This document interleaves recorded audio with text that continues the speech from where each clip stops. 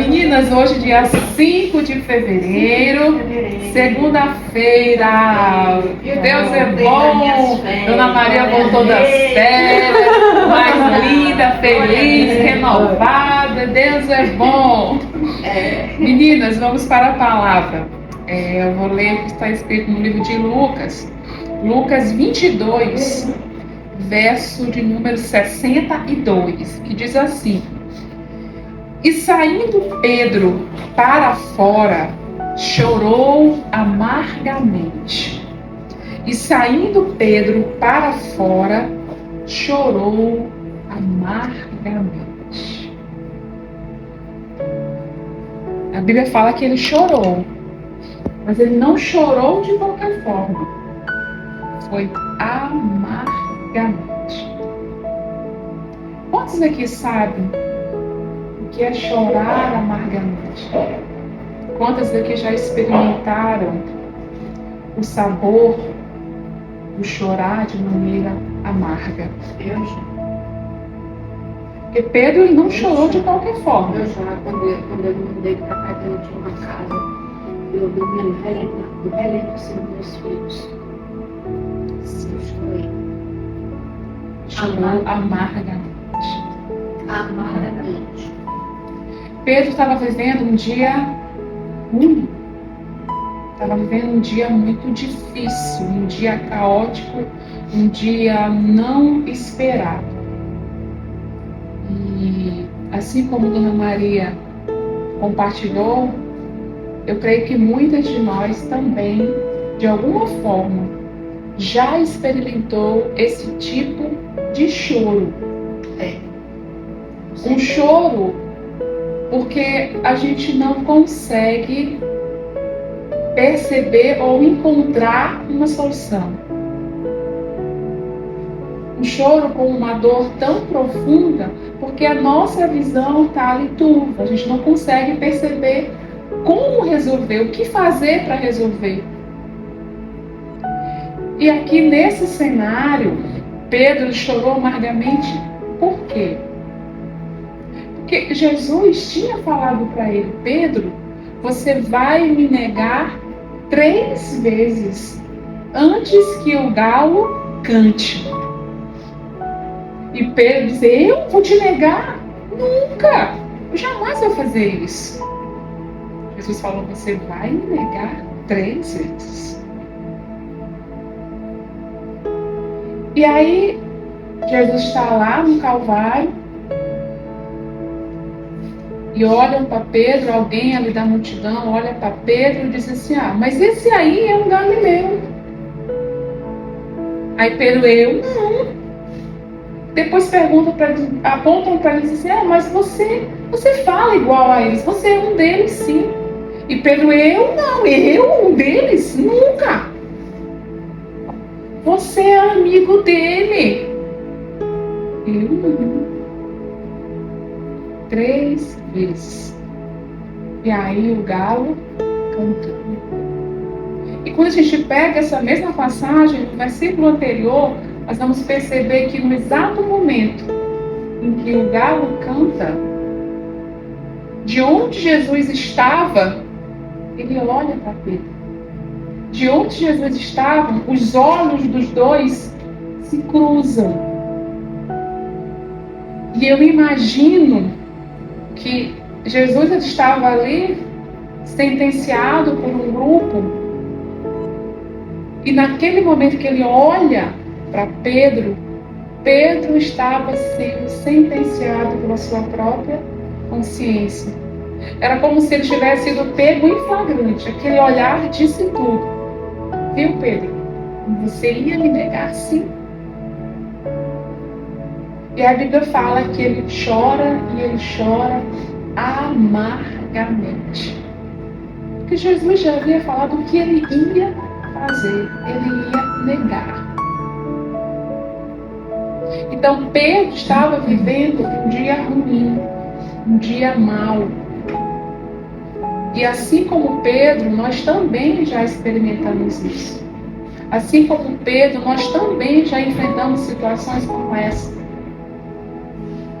Agora, o que Pedro faz depois que ele sai daquela cena, que Jesus fecha os seus olhos, e antes disso ele fala, está consumado, e fecha os olhos, Pedro, eu me imagino ele saindo daquela cena, daquele lugar e dizendo, acabou.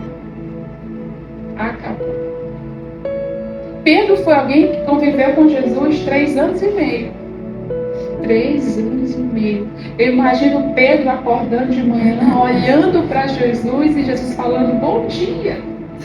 Imagina, a gente acordando, Jesus, bom dia, Irajé, bom dia, Hilda. Imagina, aquele que fez um dia te olhar e falar para você, olha, bom dia, Hilda. Imagine Jesus dando o pão para os famintos, sendo que ele é o pão do céu, ele é o pão da vida. E Pedro vendo tudo isso durante 3 anos e meio, vendo as curas, os milagres, 3 anos e meio. Mas não foi o suficiente para impedir de Pedro viver um dia ruim, que na cabeça dele era uma história, o fim de uma história. Quando Jesus conhece Pedro, Pedro estava pescando, ele era um pescador normal, de peixe. E aí Jesus entra no barco de Pedro e fala assim, ó, Pedro, eu vou te fazer um pescador de homens. Você vai ser um pescador de homens. E aquela palavra de Jesus muda a história de Pedro. Mas agora Pedro está ali. Jesus morto, ele tendo negado 3 vezes. Acabou. Acabou, não tem mais jeito. É o fim de uma história. Mas a questão é a gente perceber se nós estamos vivendo um dia ruim ou uma vida ruim. Porque tem diferença. Um dia ruim tem um começo, tem um fim. E uma vida ruim não. Tem pessoas que choram até hoje porque elas transformam aquilo que seria só um dia ruim em uma vida ruim. Ficam carregando aquele episódio que aconteceu lá atrás, até hoje, eles trazem para a vida de hoje. Então transformam algo que seria lá para trás, por um momento curto, em algo para a vida toda. A gente ter Jesus nas nossas vidas não vai nos impedir de passarmos por dias ruins, por dias difíceis, vamos ter. Mas a gente precisa também entender que um dia ruim com Jesus é diferente, porque ele pode pôr fim àquela dificuldade. Agora, uma vida ruim sem Jesus é outra coisa. Então, quantas e quantas pessoas se enchem de remédios porque elas não conseguem ver uma solução e o único jeito para fugir daquela realidade é se encher de medicamentos. Algumas tiram a própria vida porque não encontram uma solução. E elas transformam aquele problema, aquele dia ruim, em uma vida ruim, em uma história ruim. Jesus morreu, fechou os olhos. Mas o que aconteceu 3 dias depois? Ele ressuscitou. 3 dias depois, ele ressuscitou. E ele vai atrás de Pedro. Pedro largou tudo ali. Ele pensou, acabou, Jesus já morreu. Ele vai até Pedro. O que Pedro estava fazendo? Tinha voltado a pescar. Esse é um pescador. Jesus volta até lá, onde ele estava. Encontra com Pedro. E ali dá-se continuidade à história para a qual Pedro foi criado. Ele foi escolhido. Pedro se tornou a pedra fundamental da igreja. Eu quero ler aqui para vocês, eu até deixei marcado. Está escrito no livro de Salmos. Salmos 145, verso 14. Diz assim, ó. O Senhor sustenta a todos os que caem e levanta a todos os abatidos. Quando nós estivermos enfrentando um dia ruim, um dia mau, um dia inesperado, chegou aquela notícia que a gente não estava aguardando, aquela notícia que nos fragiliza, que faz a gente ficar assim com o peito meio que angustiado, agoniado, aquela dor, aquela coisa pesada. Que a gente possa, se tiver com uma Bíblia próxima, abrir nesse salmo, Salmo 145, e lembrar, porque às vezes nós esquecemos, nós precisamos lembrar o que está escrito na palavra.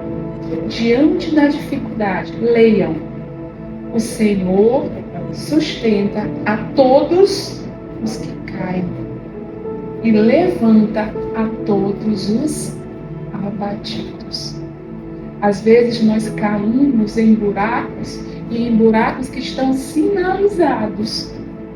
Às vezes nós caímos em buracos que todo mundo chega pra gente e avisa: ó, não faz isso. Não faz isso, não é por aí. Toma outra decisão. Não casa com essa pessoa. Sabe? Não vai para esse emprego. Não faz essa viagem. Então, esses são buracos que estão sinalizados. A gente está vindo com as respostas. Não faz isso. A gente vai lá e pam, cai. Mas quando caímos no buraco, lembremos dessa mensagem. O Senhor, Ele levanta aqueles que estão abatidos, aqueles que caíram por alguma razão. Então, momentos ruins certamente teremos. Dias ruins certamente teremos. Mas eles não são a história da nossa vida. Aquilo que o Senhor tem para nós é muito maior. Então, não vivamos supervalorizando a dificuldade do dia. Porque é um dia, vai passar. A dor vai passar e vai vir um outro dia. Há uma esperança para aqueles que creem em Jesus. Amém? Amém. Vamos orar. Paizinho amado, louvamos o teu santo nome, te agradecemos por tanta bondade, Senhor. Estarmos na tua presença é um privilégio para cada um de nós. Porque o Senhor nos conduz, ó Pai, a entendermos qual é a tua vontade para a tua vida, para nossas vidas, quando estamos na tua presença.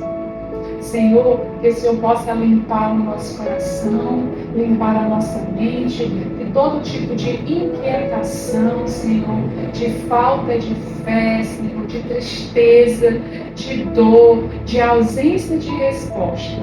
Nos limpe, Senhor, e gera em cada um de nós a certeza, Pai, de que tudo vai cooperar para o nosso bem.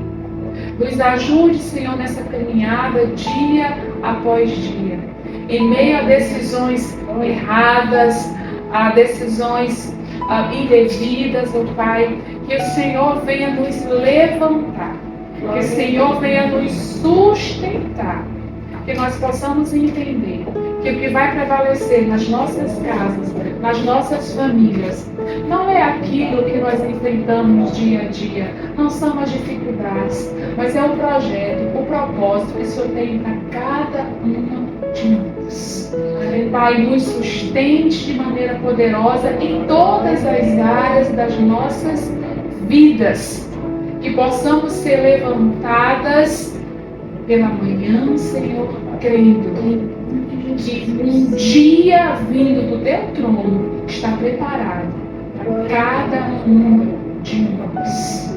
Nos use, Senhor, como canais de bênção onde quer que estejamos, e que a tua presença ela seja real, não somente hoje, mas eternamente nas nossas vidas, e que as nossas casas, as nossas famílias sejam luzeiros para essa geração, Pai, que está cega. Que nós sejamos canais de propagação do Teu Evangelho e da Tua salvação. Que em todos os nossos dias o Senhor esteja conosco. Em nome de Jesus, fazendo uma nova história. Amém. Amém. Jesus.